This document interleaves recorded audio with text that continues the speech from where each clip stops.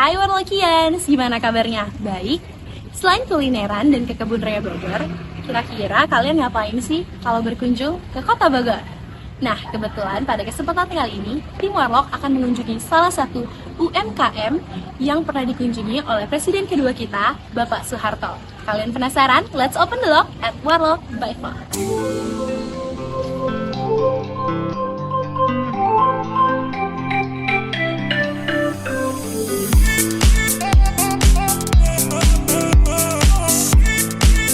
UMKM yang akan kami kunjungi kali ini adalah UMKM kerajinan wayang golek khas Bogor yang telah mendunia. Wayang golek merupakan salah satu seni rupa khas dari Indonesia, khususnya budaya Sunda. Di Kota Bogor, tepatnya di Kelurahan Loji, Bogor Barat, terdapat sebuah UMKM yang memproduksi dan memasarkan wayang golek hingga terkenal ke mancanegara. Sejak tahun 2000 silam, nama Endai Media sudah tak asing lagi di dunia perwayangan. Ia terkenal mampu menciptakan wayang golek dengan kualitas nomor 1. Tak heran bila tempat kerajinan wayang miliknya yaitu Endai Media Art and Handicraft Bogor selalu ramai didatangi turis asing. Pak Endai telah memproduksi wayang selama 36 tahun lamanya. Rumah produksi wayang miliknya telah ada sejak tahun 2000 silam.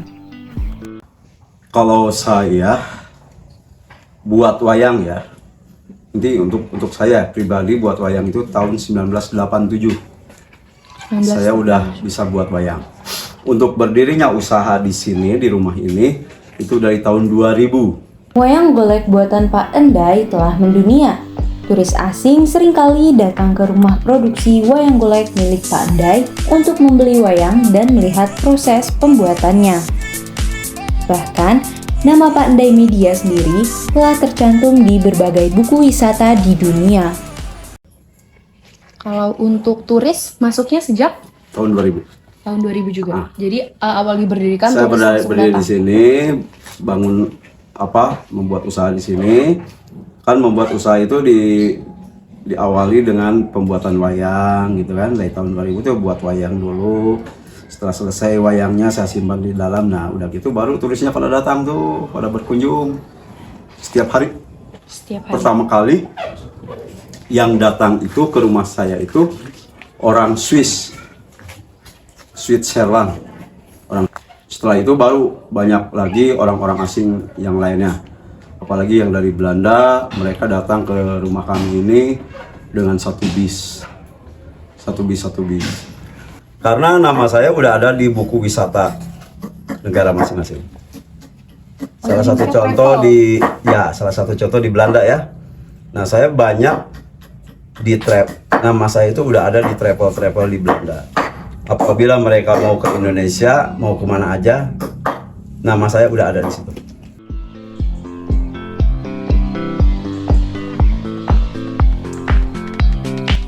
Rumah produksi wayang golek ini juga pernah dikunjungi oleh Presiden kedua Republik Indonesia, yaitu Bapak Soeharto. Tahun 1972, Pak Entang pernah dikunjungi Pak Harto dan Ibu Tin ke rumah. Jadi di depan Presiden, dia bisa buat wayang. Dan akhirnya Pak Harto pesen wayang sebanyak 120 wayang. Harga wayang yang dijual oleh Pak Endai memiliki harga yang sangat fantastis. Wayang dijual dengan harga mulai dari Rp600.000 hingga Rp800.000. Untuk satu wayang ini dibanderol harga berapa nih Pak? Biasanya saya jual 40 euro, 30-40 euro. Berarti kalau dikonversi Kalau di dolar 50 dolar, dirupiahkan kalau 40 euro itu kali aja 16.000. Kurang lebih ya 650 satu wayang. Begitu. Wow. Yang segede gini ya, ini ukuran kecil. Satu wayang atau satu pasang kan Satu biasanya? wayang. Satu wayang. Satu wayang yang kecil. Ini ukuran 40 cm. Yang ukuran standarnya itu tingginya itu 60 cm. Nah, itu saya jual antara 60 euro, 50 euro sampai 60 euro. Kalau di dolar 70 dolar. Jadi kalau saya jual satu wayang yang ukuran biasa itu €50, berarti kalau dirupiahkan ya untuk sekarang ya kurang lebih 800.000 satu wayang. Berarti kayak omset per bulannya tuh berapa tuh, Pak? Kira-kira? Omset per bulan ketika banyak turis atau tamu, ya banyak orang asing lah yang datang, saya bisa jual wayang dalam sebulan kurang lebih 40 wayang. 40 wayang kali €50 berapa? Ya potong modal lah. Itu ya mungkin 20 JT sebulan. Walaupun demikian, usaha wayang milik Pak Endai tidak berjalan mulus begitu saja. Produksi wayang sempat terhenti selama 3 tahun karena pandemi virus corona. Namun, setelah corona berlalu, Pak Endai mulai didatangi lagi oleh turis-turis asing dari berbagai macam negara. Kalau untuk di bulannya dalam 1 tahun terakhir ini aja, Pak, itu turis yang paling banyak datang di tahun berapa? Di bulan berapa, Pak? Jujur setelah adanya corona kurang lebih 3 tahun kami mati, boleh katakan mati suri ya usaha kami. Karena apa? Kunjungan dari luar negeri, jangankan dari luar negeri, kunjungan dari dalam negeri pun tidak ada, apalagi dari luar negeri ya. Itu 3 tahun. Itu saya baru ada lagi kunjungan turis itu bulan apa ya itu kalau nggak salah Agustus, September apa ya, bulan-bulan pokoknya tahun 2022 antara September udah mulai datang orang-orang asing sampai akhir tahun. Nah setelah itu Januari 2023 ada 1-2 turis yang berkunjung, udah mulai lagi. Nah ramenya kemarin itu bulan Juli tahun ini, Juli, Agustus, September. Nah itu mereka banyak berkunjung ke rumah kami. Dalam sehari bulan Juli itu kunjungan dari Belanda itu bisa 7 rombongan. Satu rombongan kira-kira berapa orang, Pak? Ada yang 5 orang, paling kecil itu 5 orang karena mereka bawa keluarga. Satu keluarga ada 5 orang, ada 6 orang. Ada yang bawa 2 keluarga, satu rombongan itu dalam mobil besar. Ya sekitar 9 orang, 10 orang. Jadi setiap pagi saya mulai dari jam 8 pagi sampai jam 4 sore atau jam 5.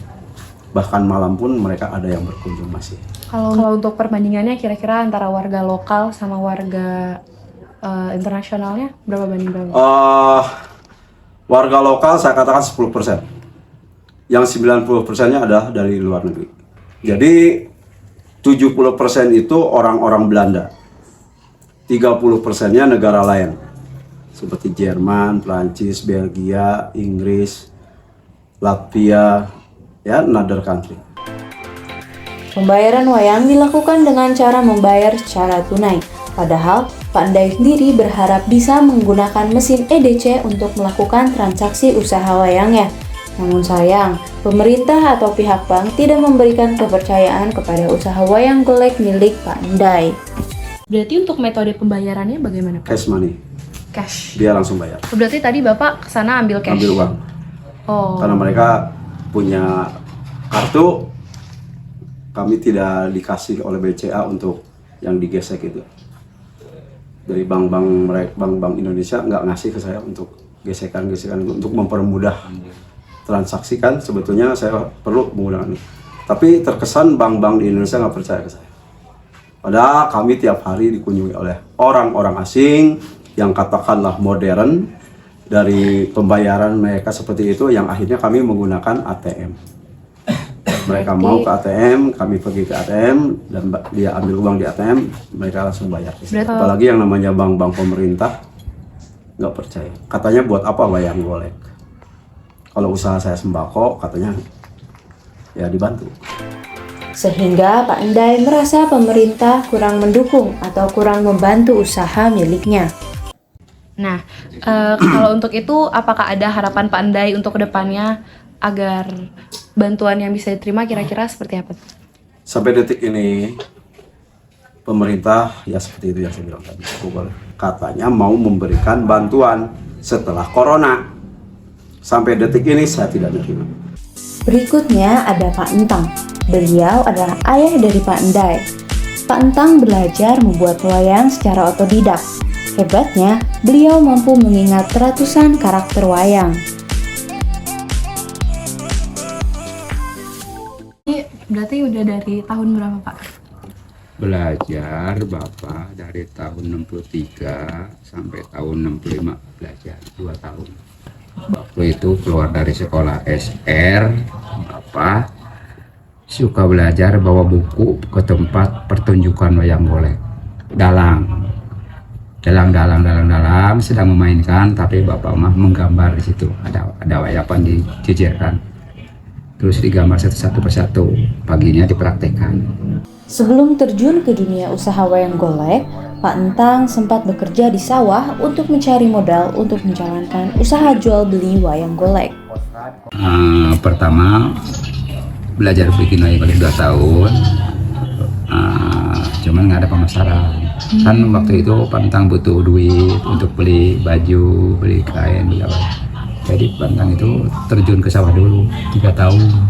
Sudah 3 tahun di sawah, hitung-hitung menggali ilmu pertanian. Alhamdulillah sampai sekarang masih ingat pertanian yang begitu nanam padi, nanam apa saja begitu ya, bagus.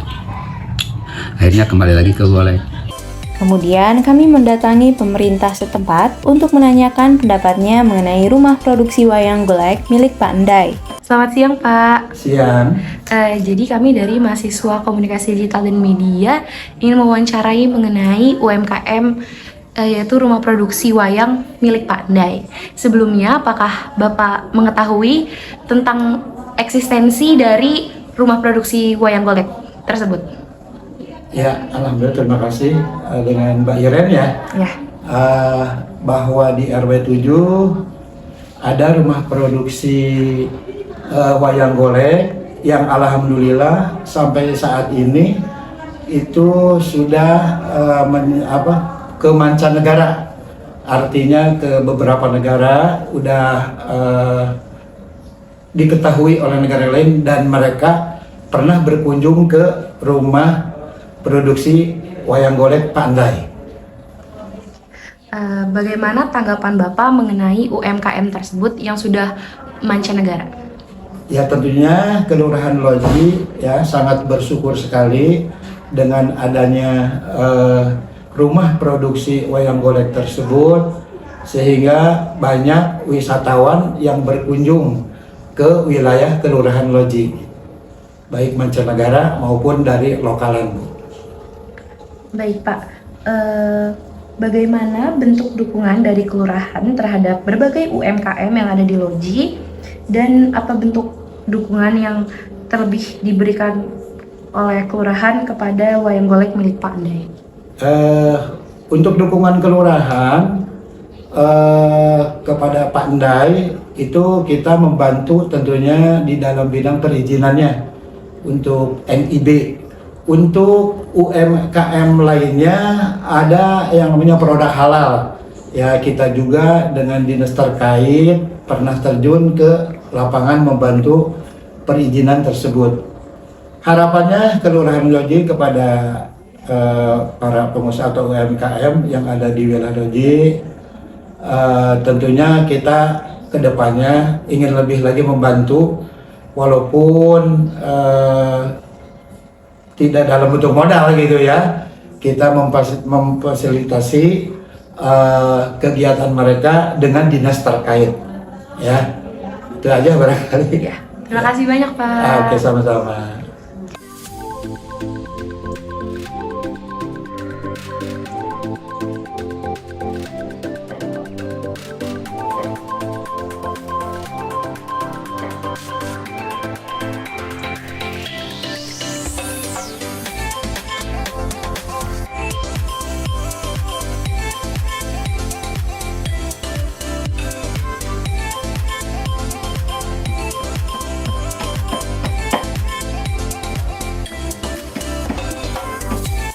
Oke nih Warlokians, gimana setelah melihat liputan tadi? Apakah kamu menjadi salah satu orang yang tertarik untuk datang ke rumah produksi wayang golek? Kalau kalian penasaran, kalian bisa langsung datang ke Kota Bogor, lebih tepatnya di Kelurahan Loji. Baik, selamat bertemu di liputan yang selanjutnya. Dadah!